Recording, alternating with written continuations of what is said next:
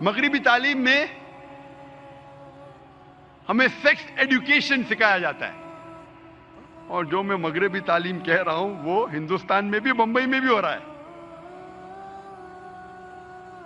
Sex education صرف western countries میں نہیں، انڈیا میں بھی، بمبئی میں بھی. آپ کتنے اسکول میں جاؤ، وہاں آپ کو تعلیم دینے کے لیے اسپیشلسٹ آتے ہیں جسے کہتے ہیں سیکس ایڈوکیٹرز، اور کہتے ہیں بچوں سے اسکول میں، چھٹی کے بچوں سے، 7ویں 8ویں 9ویں 10ویں، مغربی ممالک میں نہیں، بمبئی شہر میں کہتے ہیں کہ آپ کانڈم کا استعمال کرو ورنہ بیمار ہو جائیں گے، بیماری پھیلیں گی. کانڈم کا استعمال کرو ورنہ بچہ پیدا ہو جائے گا. آپ مغربی ملک میں جائیں گے تو ہورڈنگز لگے ہیں، condomise yourself, save yourself from AIDS.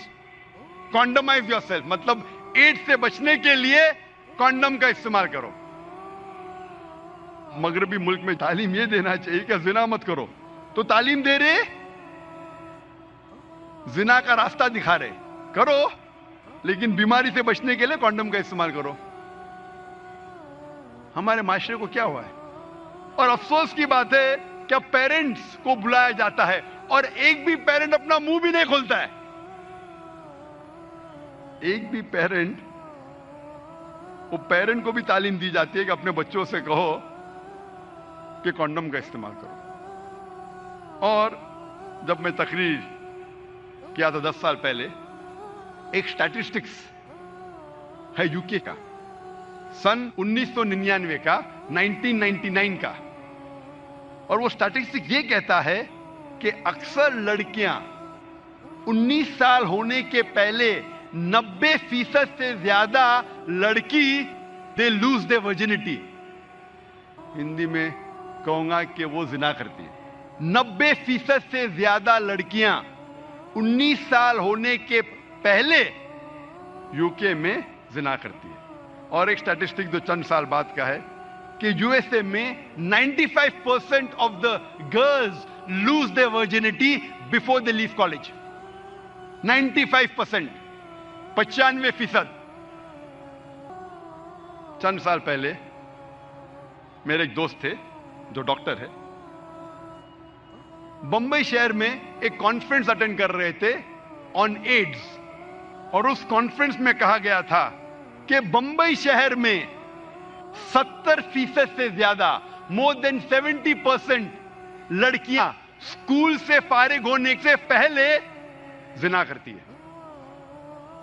مجھے یقین نہیں ہوا کہ بمبئی شہر میں، انگلینڈ میں ہو سکتا ہے، یو ایس اے میں ہو سکتا ہے، بمبئی شہر میں میڈیکل کانفرنس آن ایڈز 70% سے زیادہ لڑکیاں دے لوز دے ورجنٹی، اردو میں کہوں گا زنا کرتی ہے.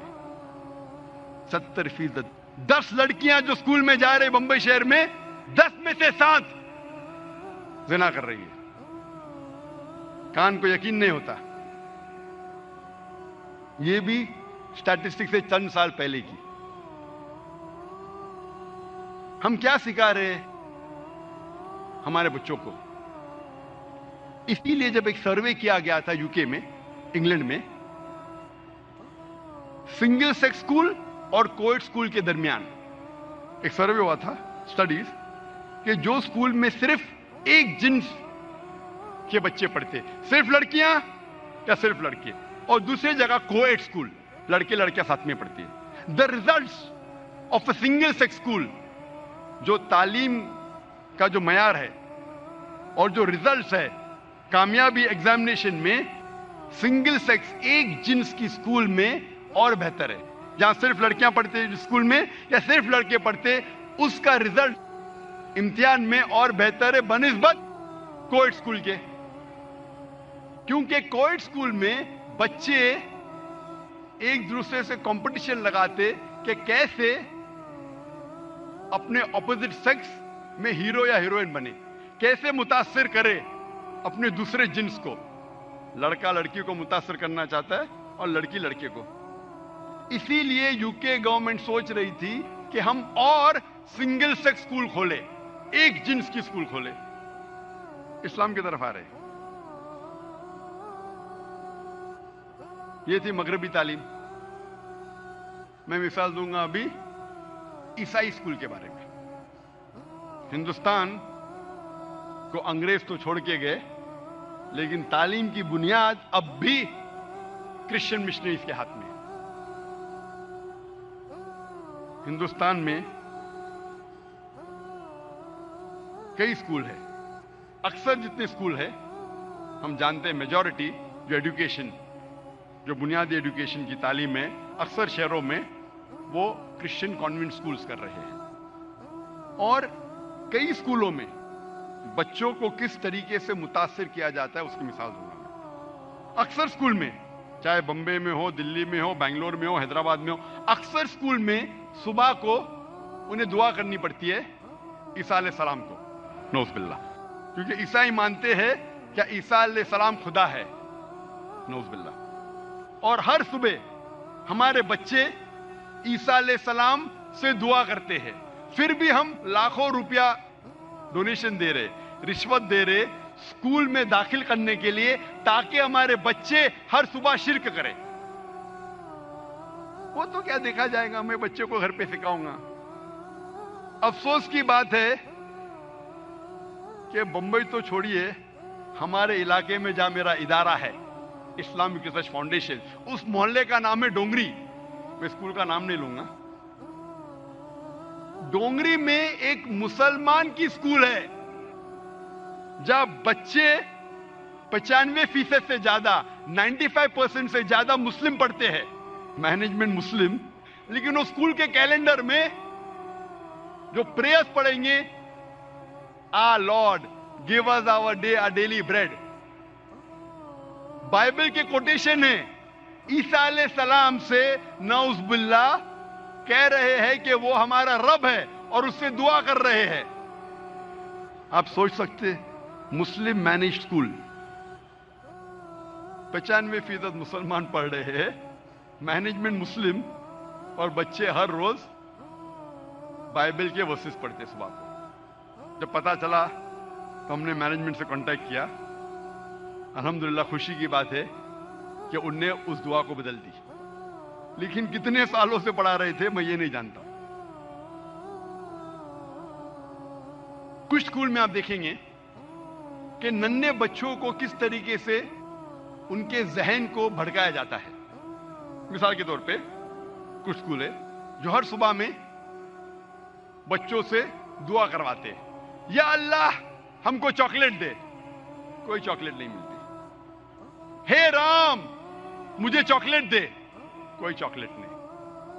او جیزس مجھے چاکلیٹ دے.